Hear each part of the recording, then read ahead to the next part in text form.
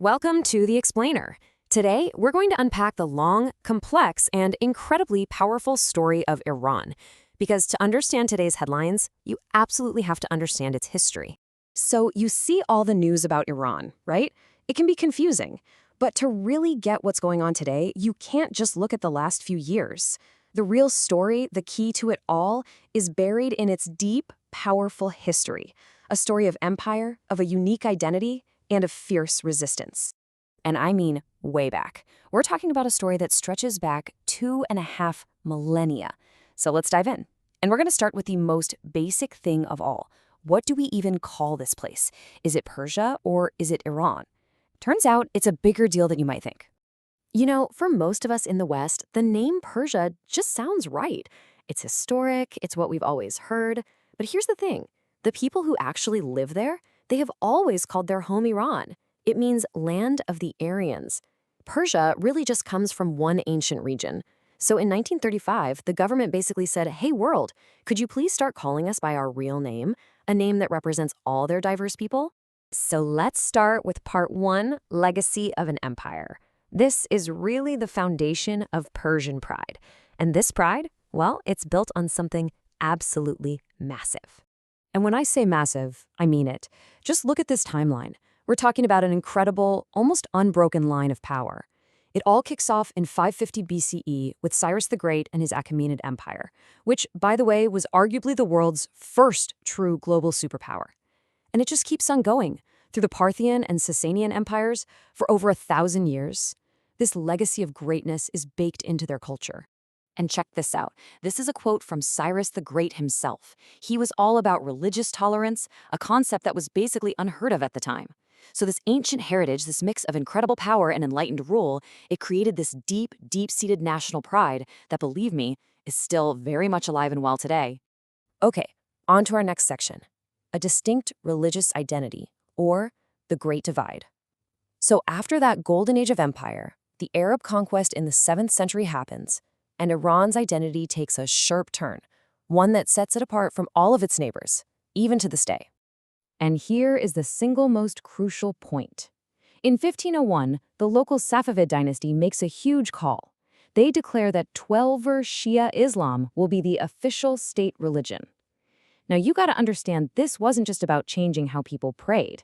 Oh no, this was a massive political and cultural statement. By embracing Shia Islam, Iran essentially drew a line in the sand. All around them were the massive Sunni powers, the Arab world and the Ottoman Empire. And Iran was saying, we are different. This religious identity became a core pillar of their nationalism, and it's all tied up in this powerful cultural story of resisting injustice. All right, part 3, Shadow of Foreign Powers, the Age of Intervention.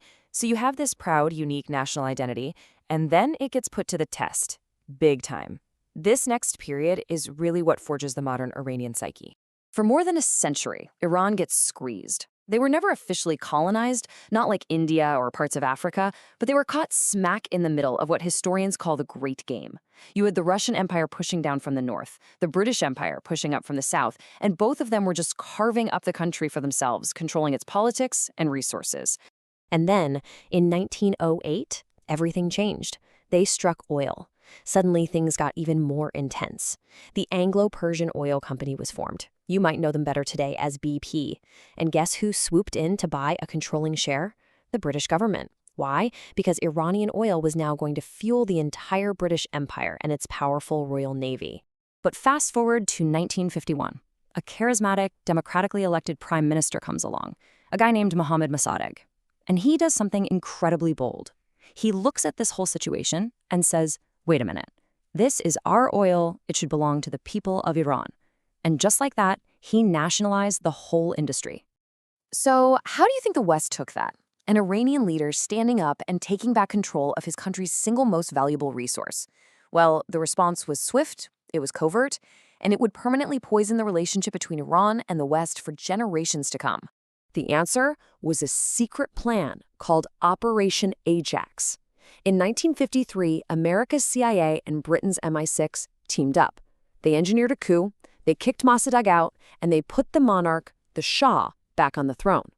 For Iranians, this was the ultimate betrayal.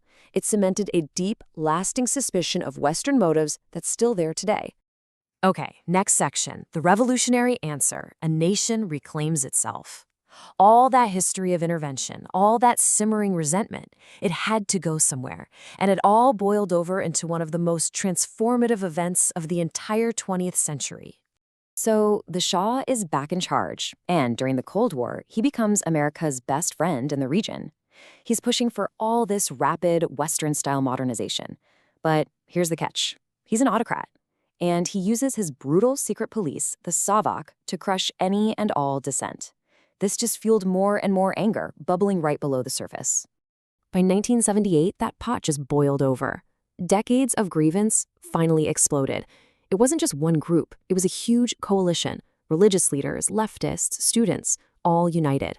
And in January 1979, the Shah fled the country. That's when Ayatollah Khomeini returned from exile to lead the creation of a new Islamic Republic.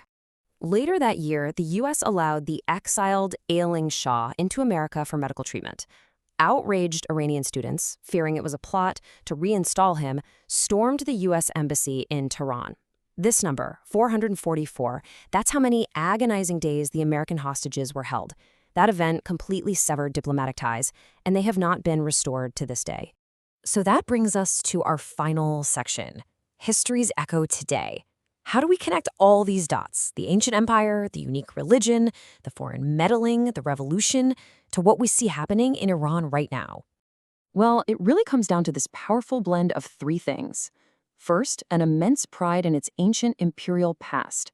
Second, a fierce commitment to its unique Shia identity. And third, a profound historically rooted resistance to any kind of foreign domination. Those three forces are the engine that drives modern Iran. So the final question is, what's next?